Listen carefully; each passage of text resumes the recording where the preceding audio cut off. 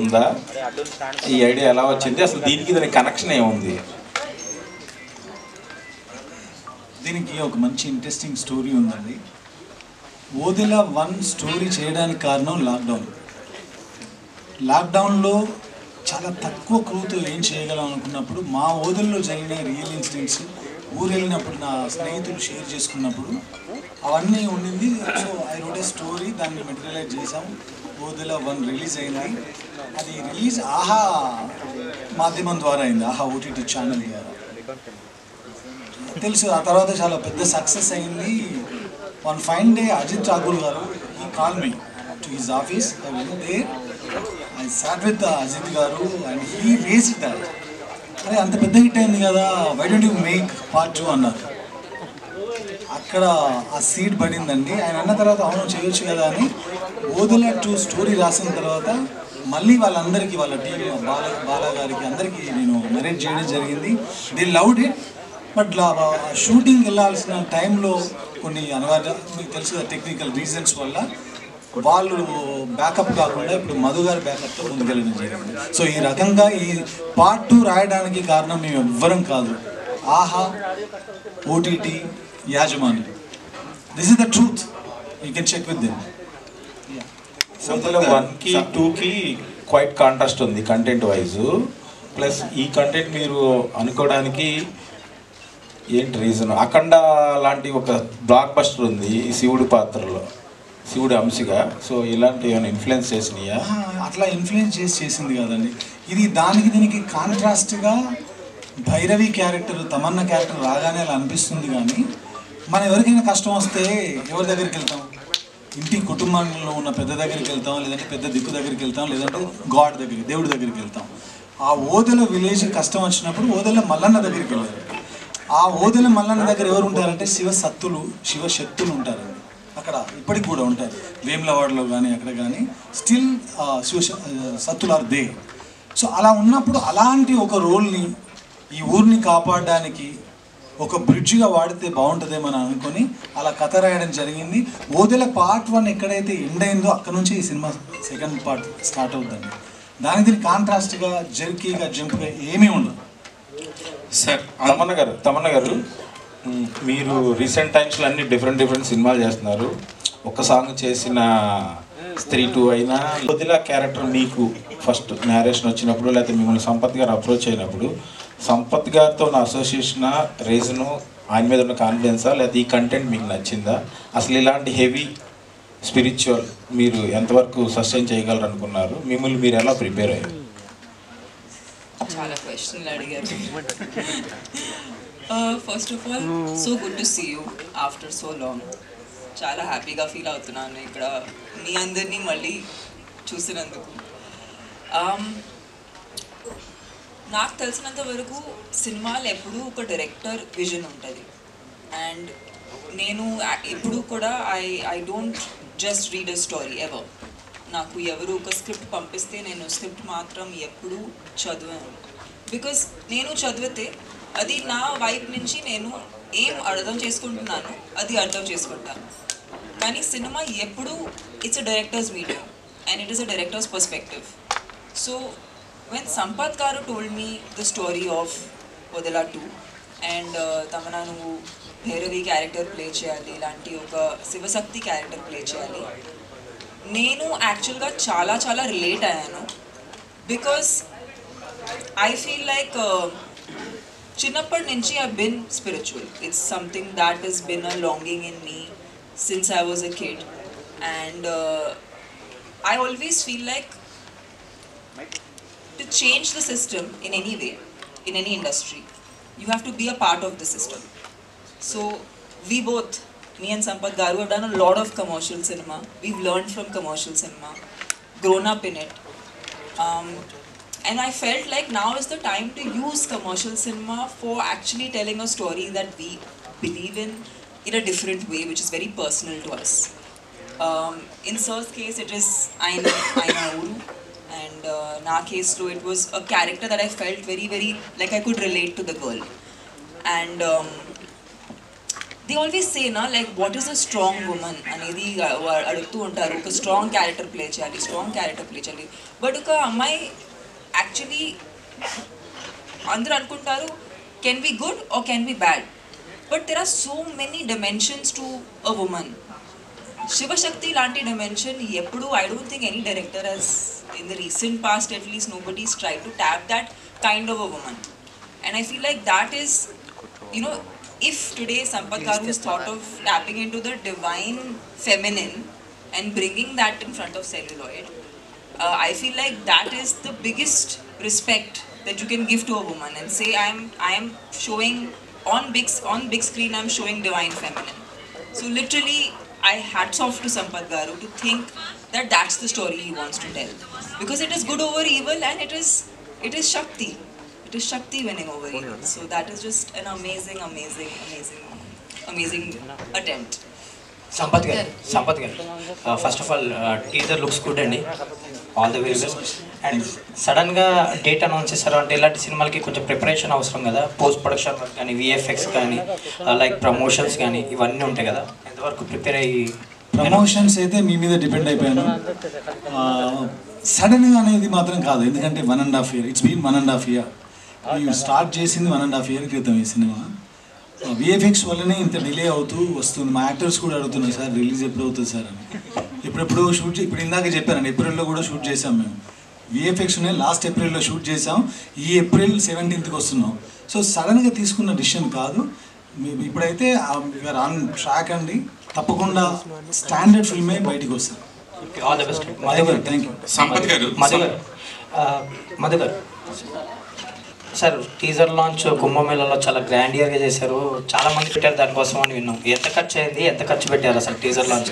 Sir అవి అంటే నా దగ్గర లేవు లెక్కలు, అకౌంటెంట్ దగ్గర నేను చెప్తాను. అంటే చాలా మందిని తీసుకెళ్ళి చాలా హ్యూజ్గా ప్లాన్ చేశారని విన్నాం. అంటే శివుడు ఇచ్చిన డబ్బు ఆయనకి, శివుడికి కోసం ఎంత ఖర్చు పెట్టినా తక్కువే. ఆయనకి డబ్బులు శివుడే ఇచ్చాడు. తమన్న గారు చెప్పారు కదా పుణ్యం వస్తుందని. మనం లాస్ట్కి చేసేది ఎంత డబ్బు సంపాదించినా లాస్ట్కు ఇచ్చేది పుణ్యమే చేయాలి. అది నేను మధ్యలోనే చేస్తున్నా. తమన్నా గారు. Hi, Tamanna. Hi. I didn't hear your name. This is Rani. Yes. Hi, Rani. First of all మీరు ఒక 4-5 years నుంచి చాలా సెలెక్టెడ్గా ఉంటున్నారు, సినిమాస్ కూడా చాలా తక్కువగా సెలెక్ట్ చేసుకుంటున్నారు. So may I know the reason for that? I don't think తక్కువ, అసలు నేను 365 days నుంచి 300 days పనిచేస్తాను. But so that is not తక్కువ for an actor. But point is I feel like నేను ఒక రీల్ తీసినా, ఒక సినిమా తీసినా, ఒక ఓటీటీ ప్లాట్ఫామ్లో లాంగ్ ఫార్మాట్ షో తీసినా మీకు ఒక కొత్త ఎక్స్పీరియన్స్ రావాలని కోరుకుంటున్నాను. నేను మళ్ళీ అదే చేసి మీకు బోర్ పెట్టుకుని అదే మీరు బోర్ అవ్వకూడదని నేను కొంచెం వశిష్ఠ గారు చెప్పినట్లుగానే మీ చూసింగ్ కానీ మీ సస్టైనిటీ కూడా మిగతా అందరితో పోల్చుకుంటే చాలా ఇన్ని ఇయర్స్ ఉండడం అంటే చాలా నిజంగా గ్రేట్. యాజ్ ఏ ఒక ఆర్టిస్ట్గా, ఒక హీరోయిన్గా మీరు ఏదైనా స్క్రిప్ట్ కానీ సెలెక్ట్ చేసుకునేటప్పుడు what is the point you more, అంటే మీరు ఎక్కువగా ఇంట్రెస్ట్ చూపించే పాయింట్ ఏంటి అంటే ఏం చెప్తారు? I think in today's times for actors, creators, it's important to give an audience an experience. That is what we are not having. Ippudu Vashishtha గారు normally parleda మాట్లాడొచ్చు. Thank you. సినిమాకి ఎందుకు వస్తున్నాము, థియేటర్కి ఎందుకు వెళ్తున్నాము ఇప్పుడు, అండ్ ఎందుకు మనం ఫ్యామిలీని తీసుకుని ఫ్రెండ్స్ని తీసుకుని ఎందుకు వెళ్తున్నాము? ఎందుకంటే ఇంట్లో కూర్చుని ఫోన్ పట్టుకుని ఏదో ఎవరు మాట్లాడుతున్నారు కూడా ఫోన్లో చూస్తున్నాము. అలాంటి లైఫ్ అయిపోయింది మనందరికీ. So we all want an experience. So I feel like when ever I'm choosing a story that is meant for celluloid, big screen experience, I have to think of an audience coming to the theatre and forgetting. They need to see a new world. They need to have a new experience. వాళ్ళు నార్మల్గా experience చేయలేని వాళ్ళకి థియేటర్లో వచ్చి రావాలి, because there is no other way they can have that. So that's the goal when I'm choosing a film. And ఈ సినిమాలో wow factor అంటే భైరవి అనే చెప్పాలి. సో పోస్టర్ రిలీజ్ అవ్వగానే అందరం చాలా ఎక్సైట్ అయ్యాము. సో ఆ అవుట్లుక్ మొత్తం రావడానికి సో మీ హోంవర్క్ కానీ సో సజెషన్స్ కానీ ఎక్కడి నుంచి రిఫరెన్సెస్ ఎక్కడి నుంచి తీసుకున్నారు? I think I want to answer this question. Yes, 4 films. మేము వానసాంగ్ చేసేప్పుడు ఏదైనా కాస్ట్యూమ్ కోసం వి స్ట్రగుల్ అయ్యే లాట్. ఆ పర్టికులర్ శారీ చాలా పాపులర్ అయింది అప్పుడు, white sari with black border. So ఆ టైంలో తను ప్రతిదానికి కొంచెం నా ఒపీనియన్, డిజైనర్ ఒపీనియన్ తీసుకునేది. బట్ యాక్చువల్గా చెప్పాలంటే ఇప్పుడు తమన్నాకి ఏ డిజైనర్ హెల్ప్ ఒపీనియన్ ఏది అక్కర్లేదు, తను డిజైన్ చేయగలదు. ఇప్పుడు she has got that much of command on our clothes అండి. ఈ పర్టికులర్గా ఈ కాస్ట్యూమ్ మనకంత బాగా నచ్చడానికి Neeta ma'am garu major percentage అవుతే నాది 0, మిగతాదంతా తమన్నది. జస్ట్ యాడ్ టు ప్రీవియస్ జనాలు థియేటర్కి రారని చెప్తున్నాం, మనం కంప్లైంట్ చేస్తున్నాం, అరుస్తున్నాం, చూసే ఉంటారు కదా, మీరు రాసి ఉంటారు చాలా. ఆ తర్వాత రీల్స్ ఇప్పుడు తెగ పాపులర్ అయిపోయి ఎవరు చూసినా రీల్స్ మీద ఉండిపోతారు గంటల కొద్దీ. సో అలాంటి వాళ్ళు ఒక సినిమాని థియేటర్కి వెళ్ళి వేల కొద్ది డబ్బులు ఖర్చు పెట్టి ఆ సినిమా టికెట్ కంటే ఎక్కువ పాప్కార్న్ డబ్బులు ఇచ్చి ఒక సినిమా చూడాలి అంటే అది థియేట్రికల్ ఎక్స్పీరియన్స్ అయ్యి ఉంటేనే. అలా చూస్తే మీరు రీసెంట్లీ మన పెద్ద హిట్ అయిన సినిమాలన్నీ అలాంటి ఒక లార్జర్ దాన్ లైఫ్ని మించిన ఒక ఎక్స్పీరియన్స్ ఇవ్వగలిగేటువంటి సినిమాలే ఆడుతున్నాయి. And this is Odela 2 is something. అంటే తమన్నా గారు అయితే వాళ్ళ కెరియర్ మొత్తం ఆమె చెప్పినట్టుగా చాలా కమర్షియల్ సినిమాలు తీశారు. And for an actor it's always a joy to experiment with something new, something which I have never done. ఎటువంటి క్యారెక్టర్ చేయడం, ట్రీట్ చేయడం, అది it's always a delight. And ఇంత మంచి క్యారెక్టర్ రాసినప్పుడు ప్రతిసారి ఇలాంటి క్యారెక్టర్లు రాయలేరండి. అండ్ ఇలాంటి క్యారెక్టర్ రాసినప్పుడు ఇలాంటి క్యారెక్టర్ నాకు ఎప్పుడు దొరుకుతురా అని ఆశపడేలాంటి క్యారెక్టరే రాశారు సంపత్ గారు. And this is gonna B highlight. And I was totally blown just seeing her on the sets. All the best.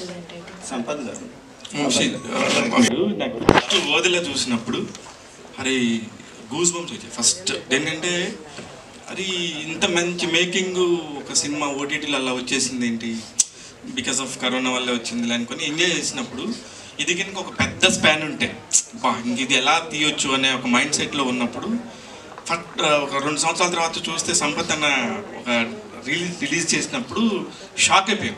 అరే పర్ఫెక్ట్గా పలానా వాళ్ళ చేతిలో ఎవరి చేతిలో పడాలో వాళ్ళ చేతిలో పడింది అనిపించింది. మీ విషయం యూనివర్స్ వినబడింది. అందుకే శివ చెప్పాడు కదా, అయితే అంతే. ఇప్పుడు ఈ తమన్నా గారు రావటం, వీళ్ళందరూ రావడంతో ఈ సినిమాకి ఎంత స్పాన్ పెరిగింది. మీరు ఇంతకుముందు చేసిన అంత కష్టం ఇప్పుడు సంపత్ నంద్ గారి పేరు, తమన్నా గారి పేరు, వీళ్ళందరి పేరు రావటం వల్ల మీకు ఏమన్నా ఇబ్బంది అవుతుందా?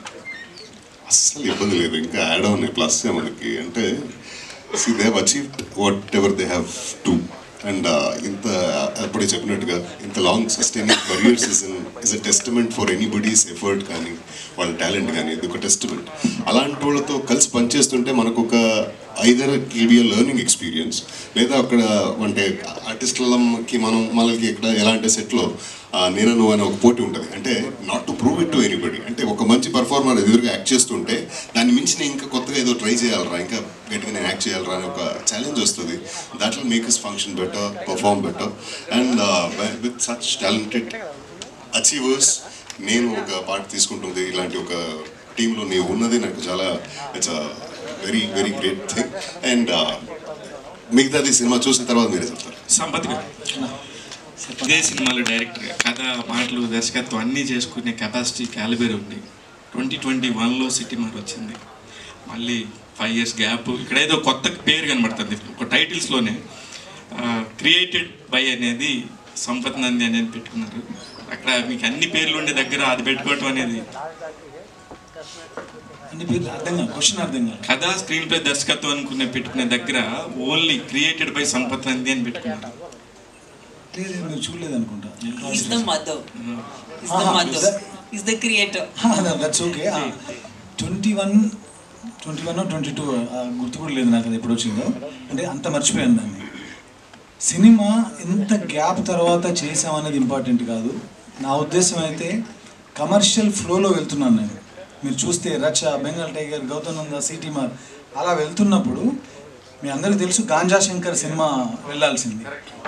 గాంజా శంకర్ వెళ్ళినప్పుడు చాలామంది అయితే అరే ఏంటి అనుకున్నాం కదా వెళ్ళాల్సింది అనుకుంటాం. I will very happy. ఎందుకు ఇలా జరిగిందంటే ఏమో కొత్త రకమైన స్టోరీస్ నేను చెప్పాలేమో అనుకొని ఐ క్రియేటెడ్ దిస్ స్టోరీ. ఆ టైంలో నేను దానిలో బిజీగా ఉన్నాను కాబట్టి ఈ స్టోరీని నా ఫ్రెండ్ అయిన అశోక్తో డైరెక్ట్ చేపిద్దామని అనుకున్నాను. తర్వాత స్కేల్ పెరిగింది, దానిలో ఉన్నటువంటి కంటెంట్ పెరిగింది, విఎఫ్ఎక్స్ పెరిగింది, నేను సపోర్ట్ చేశాను. సో మనం మంచి సినిమా 5 ఏళ్లకు 2 ఏళ్లకు 3 ఏళ్ళకని ఏం లేదు, ఎప్పుడు వచ్చినా తెలుసు కదా పోలీసార్ డైలాగ్. సంపత్ గారు ఇప్పుడు ఆ క్వశ్చన్కి కంటిన్యూషన్ అండి. చెప్పండి. అంటే చిన్న గ్యాప్ తర్వాత మీరు గాంజా శంకర్ అనౌన్స్మెంట్ గ్లిమ్స్ కూడా రిలీజ్ చేశారు, ఫస్ట్ ఐ అని. మంచి హై ఇచ్చారు ఆ క్యారెక్టరేషన్ కానీ ఆ లుక్ కానీ సాయిధరంతో కట్ చేస్తుంది. ఏమైంది ఇప్పుడు? ఏమైందండి, గాంజా శంకర్ టైటిల్ అది మార్చమని పోలీస్ డిపార్ట్మెంట్ నుంచి మాకు నోటీసులు వచ్చినాయి, నాకు, హీరోకి, ప్రొడ్యూసర్కి. వచ్చిన తర్వాత మనం కథ అనుకుంటాం, మనం అందులో కంటెంట్ ఏం చెప్పబోతున్నామో వాళ్ళ దగ్గర డీటెయిల్ ఉండదు. కానీ డీటెయిల్ నాకు తెలుసు, అది అగెనిస్ట్గా రాసిన స్టోరీ అది. అలా అన్నప్పుడు దానికి వెళ్ళి వాళ్ళని కన్విన్స్ చేసి అది చేయడం కరెక్ట్ కాదండి. వాళ్ళ దగ్గర నోటీస్ వచ్చింది, సరే గాంజా శంకర్ ఆపేద్దాం, శంకరుడి మీద సినిమా చేద్దామని సినిమా చేశాను. ఇప్పుడు నెక్స్ట్ సింపుల్ అంతే, అంతకుమించి ఏం లేదు. ఇప్పుడు శర్వానంద్ ఆలోచించింది టైటిల్ మారిస్తే సరిపోతుంది కదా. టైటిల్ మారిస్తే సరి స్టోరీ అన్నారు కదా. ఇప్పుడు నేను వెళ్ళి వాళ్ళందరినీ, ఇప్పుడు జనరల్గా ఒక పోలీస్ డిపార్ట్మెంట్ ముగ్గురు ముఖ్యమైన వ్యక్తులకు నోటీసులు పంపించినప్పుడు మనం ఒకసారి ఇలా జర్క్ అవుతాం, ఏంటి మనం మంచి సినిమా చేస్తూ ఉంటే నోటీసులు దాకా వెళ్ళింది అని. అలా వెళ్ళినప్పుడు నేను ఆయనను కన్విన్స్ చేసి, ఈయనను కన్విన్స్ చేసి, అందరినీ కన్విన్స్ చేసి సినిమా చేసే కంటే నన్ను నేను కన్విన్స్ చేసుకుంటే బెటర్ కదా. అందుకని దానికన్నా ఇంకా బెటర్ స్టోరీ రాద్దాం అనుకున్నాను, ఇది రాసాను, తీసాను. సంపత్ గారు దట్స్ ఇట్. ఇప్పుడు శర్వానంద్ గారితో ఒక సినిమా చేయబోతున్నారు, చాలా పెద్ద హ్యూజ్ సెట్స్ చేయబోతున్నారు, చాలా పెద్దగా స్పాన్తో సెట్స్ అయితే వేసామండి, హ్యూజ్గానే వేసాం. షూటింగ్ చేయాలి, దీన్ని రిలీజ్ చేసి షూటింగ్కి వెళ్ళాలి. నెక్స్ట్ ఏప్రిల్ నుంచి అండి షూట్? ఏప్రిల్. పక్కా డేట్ అనేది రాధామోహన్ గారు ప్రొడ్యూసర్ గారు చెప్తారు, బట్ ఏప్రిల్. ఈ పనులు కూడా ఉన్నాయి కదా కొంచెం.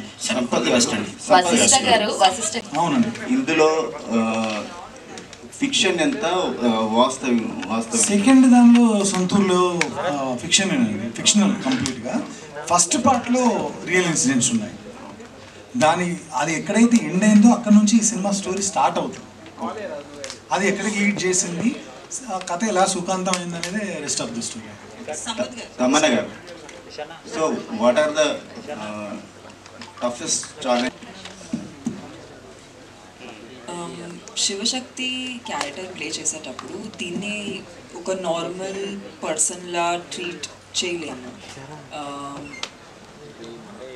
సొసైటీలో నార్మల్గా లివ్ చేసే వాళ్ళు ఎలా రియాక్ట్ అవుతారు అలాంటి రియాక్షన్స్ కూడా వాడలేము. So we really had to find a very internal way of communicating that, and I know that na career lo so many close up eye shots has never happened as much as in this one film. I've had eye close up eye shots. So career ki saripotuna numbers of shots have happened of my eyes, but yeah, I think it's a different. The biggest challenge was how to make you feel something authentically, not to look gimmicky. అంటే Shivashakti character play చేస్తున్నాము, కొన్ని obvious ideas వస్తాయి, ఒక look కూడా ఒక obvious లాంటి look మైండ్లో వస్తుంది. సో అవన్నీ అవాయిడ్ చేసుకుని మిమ్మల్ని బిలీవబుల్గా ఆయన మ్యాజికల్గా ఎలా చూపించాలో అది biggest challenge. Vashishtha garu, hi అండి, myself Hemamalini here. So Odela చూసాను, చాలా చాలా బాగా నచ్చింది మీ క్యారెక్టర్ పరంగా. అండ్ ఓదెలా 2లో అయితే అసలు ఏం తీస్తారా, ఓదెలా 2 అని పెట్టారు, టీజర్ రిలీజ్ చేయకముందు అనుకున్నాం. బట్ మిమ్మల్ని పెట్టి అంత విఎఫ్ఎక్స్ పెట్టి అలా తీస్తారని అస్సలు ఎక్స్పెక్ట్ చేయలే. దట్ వాజ్ లైక్ వావ్ అనిపించింది. అయితే వి ఆల్ నో హరిప్రియ గారు ఈజ్ యువర్ వైఫ్, అండ్ ఆవిడ ఈ మీ ఓదెలా చూసినప్పుడు what is a reaction, and తన నుంచి అండ్ మీరు ఏదైనా స్టోరీ వచ్చినప్పుడు how you both discuss ఏంటి? We compliment each other with respect to work discuss చేసుకుంటాం, ఒపీనియన్స్ మాత్రమే ఇస్తాం, డెసిషన్స్ ఇవ్వం, జడ్జ్ చేయం. ఇది మన పాలసీ కొన్ని సంవత్సరాలుగా, since the days we were in love. And cinema ఇంకా చూడలేదు కానీ గెటప్ వేసుకొని ఒకసారి వీడియో కాల్ వేస్ట్ చేస్తే అసలు గుర్తుపట్టలేదా? గుర్తుపెట్టలేదు కదా, భయపడింది. సూపర్ అసలు. అండ్ మీకైతే అందరూ భయపడతారు క్లైమాక్స్ లో, అదైతే నేను చెప్పగలను. టీజర్ లోనే ఒక షాట్ ఉంది కదండి పంచభూతాలది, that was like ultimate shot, చాలా చాలా బాగుంది. అంటే మీ క్రియేటివ్ వర్క్ అన్నది ఇంకా మాకు మీ విజువల్ ఏంటి అన్నది మా దాకా రీచ్ అయిందని అయితే నేను చెప్తాను డెఫినెట్లీ సంపత్ నంది గారు. థ్యాంక్ యూ సో మచ్ అండి. అది ఒక పర్టికులర్ సీక్వెన్స్ అండి, ఒక 8 to 12 minutes ఉంటుంది, చాలా బాగా నచ్చుతుంది, ఎస్పెషల్లీ మనందరికి బాగా నచ్చుతుంది. సూపర్. అండ్ తమక్ చాలా మంది ఇలాంటి ఒక క్యారెక్టర్స్ చేస్తున్నప్పుడు, డివోటీ క్యారెక్టర్స్ చేస్తున్నప్పుడు దే యూస్ టు డూ, కొంతమంది నాన్ వెజ్ తినరు, లేదంటే చెప్పులు వేసుకోకుండానే ఉంటారు షూట్ అయినంత వరకు. సో ఇలాంటివి మీరేమన్నా చేశారా ఈ క్యారెక్టర్ చేస్తున్నప్పుడు? ఓ anything? See, Andy, I of course was not eating non-veg during the shoot. ఒక మిల్కీ బ్యూటీలో శివశక్తిని చూడాలని ఎట్లా అనిపించింది? ఏమండి మీరు చూడండి, నా దగ్గరకు వచ్చి ఇట్లా ప్రొఫైల్లో చూడండి, మీకు అనిపిస్తుంది. నేను చూడడం కదా, మీకు అనిపించట్లేదు? I'm very curious. No, I'm actually curious. What do you mean by? Auntie, me? No, one second. I'm asking. You're a woman also, right, ma'am? What's your name? Lakshmi. Lakshmi. It's not a negative. No. I know the question is the answer also. Okay, you're saying Milky Beauty. Why you looked at a Milky Beauty and thought that she can be Shiva Shakti? Your question, ma'am, has the answer in it. He doesn't look at Milky Beauty as something that is to be shamed or to feel bad about, or glamour in a woman is to be celebrated, and we women must celebrate ourselves. Then we can expect other people to celebrate us. But if we look at ourselves in a certain way, then nobody can respect us, right? Here we have a wonderful gentleman who doesn't look at women like that. He looks at women like divine. And divine can be glamorous, divine can be lethal, divine can be powerful, divine can be many, I mean, a woman can be many things. And you have a wonderful name. Your name is Lakshmi. So you must know how powerful that is. Actually question ఏంటంటే, ఇప్పుడు ఆమెని ఒక సద్గురుని కలిసినప్పుడు ఒక శారీలో చూసిన పిక్కి మీకు inspire అయ్యారు శివశక్తి క్యారెక్టర్కి అనిపించింది అన్నారు. బట్ ఏంటంటే ఒక పిక్లో చూడడం వేరు, ఒక ఫోటోలోనో ఒక గెటప్లో చూడడం వేరు, రియల్గా సెట్స్లో చూడడం వేరు. ఈవెన్ ఇప్పుడు ఆమెని ఒక ఫస్ట్ రిలీజ్ చేసినప్పుడు ఫస్ట్ ఫ్రేమ్లోనే తమన్నా శివశక్తి అనేది అందరూ కూడా షాక్ అయ్యారు. At the same time teaser చూసినప్పుడు అంతే బాగుంది అని అంత మంచి టాక్ కూడా వచ్చింది. సో ఎవరికైనా కూడా తమన్నాని ఎలా చూసారు అనేది అనిపిస్తుంది. అది మీకు ఎవరు చెప్పలేదని నేను అడిగింది యాక్చువల్లీ నెగిటివ్ క్వశ్చన్ కాదు. సో వెరీ పాజిటివ్లీ నేను చెప్తా వినండి. ఇప్పుడు తమన్నా డెబ్యూ అయితే టక్కున చూసి నేను జడ్జ్ చేసేవాడిని కాదు. ఆ journey is like 10-15 years journey. తను ఎలా వాక్ చేస్తుంది, ఒక యాక్షన్ చేసేటప్పుడు ఎలా ఉంటుంది. మీరు సిటీ మార్లో చూస్తే రైల్వే స్టేషన్లో ఒక సీక్వెన్స్ ఉంటుంది, ఒక మగరాయిలా వాడిని పట్టుకొని వాడిని వాన్ చేసిన విధానం, వాడిని అబ్యూజ్ చేస్తూ మాట్లాడిన ఒక తెలుగు బూతు, ఇలాంటివన్నీ విన్నప్పుడు తను చికెన్ పులిట్ ఆఫ్ అనిపించింది. అంతే, అంత ఎక్స్పీరియన్స్ ఉంది కాబట్టి ఈ డివైన్ థింగ్ ఉంది, అటు ఒక మాస్కులర్ థింగ్ అయితే ఉంది అనిపించింది నాకు. అందుకే ఇంకా నాకు అసలు డౌటే. ఇంకోటి కూడా చెప్తున్నా, తమన్నా చేయకపోతే ఈ సినిమా చేసేవాడిని కదా. వదిలే 1లో తల నరికి తీసుకెళ్లే సీనే ఆ సినిమాని ఆడుకో తీసుకెళ్ళిపోయింది. సో ఇందులో ఎట్లుంటది? వదిలే 2లో కూడా మళ్ళీ వచ్చిందా ఏంటంటే, మీరు ఇందులో థియేటర్లో కూర్చోగానే మళ్ళీ ఇంకొకరు ఎవరినో తల నరుకొని తీసుకెళ్లే షాట్తోనే ఓపెన్ అవుతుంది. That will give you some kind of interest. అయితే థియేట్రికల్ రైట్స్ విషయంలో చాలా టఫ్గా ఉన్నారని అంటున్నారు. టాక్ ఏంటంటే ఓటీటీ రైట్స్ కూడా బాగా పోయిందని చెప్పి తెలిసింది. అయితే థియేట్రికల్ రైట్స్ విషయంలో కొంచెం ఎక్స్పెక్టేషన్స్ ఎక్కువ పెట్టుకున్నారు అని. ఈయన అన్ని ఖర్చు పెట్టాడండి. నన్ను ఎక్కడో ఉంటే మా ఇద్దరికి పెద్దగా అంతకుముందు 100 ఏళ్ళ జర్నీ లేదు. నమ్మి కథను నమ్మి ఆయన సినిమా, మీరు ఇందాక అడిగారు కుంభమేళకి ఎంత అయిందండి, మీ దాకా ఆ న్యూస్ వచ్చిందంటే ఎంత నమ్మి పెట్టారు. ఆయన పెట్టిన డబ్బులు ఆయనకు వచ్చేలాగా మేము అడగడం తప్పు కాదు కదా. వాళ్ళకు కూడా మేము ఇప్పటివరకు ఏదైతే మీరు వింటున్నారో మీడియాలో, ఎవరైతే ఆ సినిమాని తీసుకున్నారో సినిమాని చూసి తీసుకున్నారు. ఇంతకుముందు ఆ పాత రోజులు పోయినాయి, మనం టీజర్ వదిలేము, 4 మాయా షాట్లు చేసాము, వచ్చి పైకి వెళ్ళిపోయారు. అక్కడ ఉన్న రమేష్ అన్న తెలుసు ఆయనకి ఎంత స్ట్రిక్ట్గా ఉందో ఇప్పుడు. సో మా దగ్గర కంటెంట్ ఉంది, ఆ కంటెంట్కి సరిపడా ఆయనని సేఫ్ జోన్లో పెట్టాలి అని అనుకుంటాం. అట్ ద సేమ్ టైం జనాల్ని మోసం చేసి ఏదో డబ్బులు లాగేద్దాం అనే ఉద్దేశం లేదు. డబ్బుల పరంగా ఆయన సేఫ్గా ఉన్నా, రిలీజ్ తర్వాత నేను కూడా సేఫ్గా ఉండాలి. సేఫ్గా ఉండాలంటే సినిమా ఆడాలి. నా ముఖ్య ఉద్దేశం అదే, సినిమా ఆడడం. తమన్నా గారు యాక్చువల్లీ క్లైమాక్స్ సీన్ ఒక 12 minutes అట్లా మీ మీదే ఉంటుంది అని చెప్పారు కదా, సో అది ఎలా ఉండబోతుంది? ఎందుకంటే మెయిన్ ఇలాంటి సినిమాలకి క్లైమాక్స్ థియేటర్ నుంచి బయటకు వెళ్ళేటప్పుడు మన మైండ్ ఫీలే ఆ సినిమా మీద ఇంపాక్ట్ చూపిస్తుంది. మీ సీన్ విషయంలో ఎట్లాంటి తీసుకున్నారు? మ్యామ్ మీకు అంతా ఇప్పుడే చెప్పేస్తే మీరు ఏం చూస్తారు అసలు? చెప్పకపోతేనే బెటర్. హోప్ఫుల్లీ బాగుంటుంది, హోప్ఫుల్లీ మీకు నచ్చుతుంది, మీరు మీ ఫోన్లో చూడరు, అదే హోప్ చేస్తున్నాం. సంపత్ గారు, వశిష్ఠకి ఇది బిగ్గెస్ట్ ఫిల్ము. మనం అరుంధతిలో ఇప్పటికీ గుర్తుపెట్టుకునే Sonu Sood character with dubbing voice, ఇక్కడేమో ఒరిజినల్ వాయిస్. సో వశిష్ఠ ఎంతవరకు పుల్ చేశాడు? వశిష్ఠ అంటే తనకు వదిలే పార్ట్ 1 చూసినప్పుడు నేను యాక్చువల్గా వశిష్ఠ కనెక్ట్ అయింది. నేను మఫ్టీ అనే ఒక మూవీ చూశానండి ఇక్కడ బెంగళూరులో. మఫ్టీ చూసినప్పుడు ఒక క్యారెక్టర్ అలా స్ట్రైకింగ్గా నాకు స్ట్రైక్ అయిపోయింది. ఆ తర్వాత అందులో కాస్ట్ చేద్దాం అనుకున్నప్పుడు లీడ్ యాక్టర్గా నాకు ఆయన టక్కున గుర్తొచ్చి కాంటాక్ట్ చేసి అలా మా పరిచయం జరిగింది. ఆయనకు నేను కనెక్ట్ అయింది ఆయన టాలెంట్ చూసి. సో పార్ట్ 1లో ఏదైతే ఉందో దాన్ని డబల్ ప్రైస్ కూడా ఇందులో ఆయన పుల్ ఆఫ్ చేయగలిగాడు. ఈ మూవీలో క్లైమాక్స్లో ఆయన చేసిన పర్ఫార్మెన్స్ చాలా రోజుల పాటు అప్పట్లో సోను సూద్ గారు ఎలాగైతే గుర్తున్నారో ఈయన కూడా అలా గుర్తుంటారు తప్పకుండా. ఈ సినిమాని మీరు ఈషా ఫాలోవర్ కాబట్టి జగ్గే వాసుదేవ్ గారికి చూపించే అవకాశం ఉందా? ఆయనకు చూపించే అవకాశం ఉందండి. చాలా మందికి మనకు నేను నేమ్స్ చెప్పదలుచుకోలేదు, బట్ నేషనల్ రేంజ్లో చాలా మందికి సినిమా చూపిద్దాం అనుకుంటున్నాను.